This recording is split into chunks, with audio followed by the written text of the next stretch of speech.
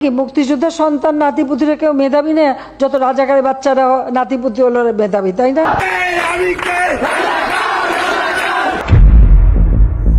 14 জুলাই 2024 দুপুরটা ছিল নিঃসঙ্গ আর গুমট, ঠিক যেন বড় কোনো ঝড়ের আগমনী মুহূর্ত।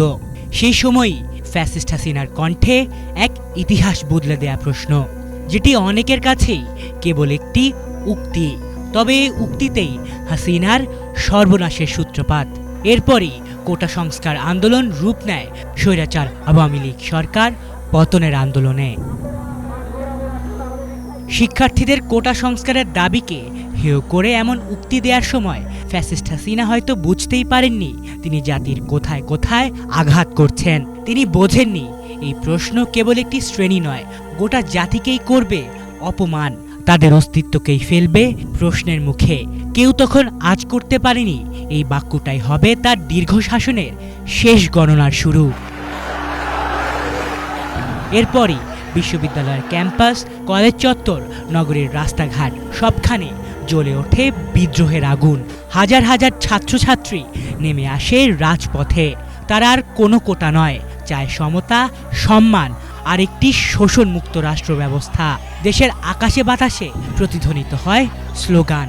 আর এই আন্দোলনের পেছনে ছিল কেবল বিশ্বাস, সাহস আর স্বপ্নে জ্বলে ওঠা এক প্রজন্ম। সরকার প্রথমে ভাবে আগের মতোই দমন পীড়নের নীতি চলবে, ডিজিটাল নিরাপত্তা আইন, পুলিশি হামলা, ছাত্রদের গুম, গণমাধ্যমের মুখ বন্ধ, সব অস্ত্র বের করে আনে তারা। কিন্তু এবার ব্যর্থ হয় সবই, কারণ জনগণ বুঝে গিয়েছিল স্বৈরাচার আওয়ামী লীগ কেবল উন্নয়নের বুলি দিয়ে মানুষ ঠকিয়েছে। চাল, ডাল, নিত্য প্রয়োজনীয় দ্রব্যের দাম আকাশচুম্বী। মধ্যবিত্ত এবং নিম্নবিত্ত মানুষের জীবন হয়ে উঠেছিল দুর্বিষহ। সরকারের উন্নয়নের আড়ালে ছিল একটি দুর্নীতি আর আত্মীয় প্রীতির গল্প। প্রথমবারের মতো সেনাবাহিনীও নিরপেক্ষ থাকে, পুলিশ বাহিনীর মধ্যেও দেখা দেয় মতপার্থক্য। দেশের সর্বত্র শুরু হয় প্রশাসনিক স্থবিরতা। সরকারপন্থী সংগঠনগুলো দুর্বল হয়ে পড়ে, নেতারা চলে যান আত্মগোপনে। এমনকি মন্ত্রীদের বাসভবনের সামনে জমায়েত হতে থাকে সাধারণ মানুষ। বিদ্রোহ একসময় রূপ নেয় গণ আন্দোলনে। রাষ্ট্রের সর্বোচ্চ ক্ষমতাধর ব্যক্তি, যার একটি বাক্য কাঁপিয়ে দিত প্রশাসন, তিনিই আজ নিঃসঙ্গ, অসহায়। একটি বাক্যই পারে ইতিহাসের মোড় ঘুরিয়ে দিতে।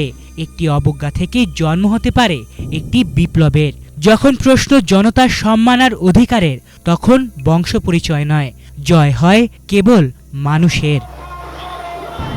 আলিফ চৌধুরী, বাংলা ভিশন।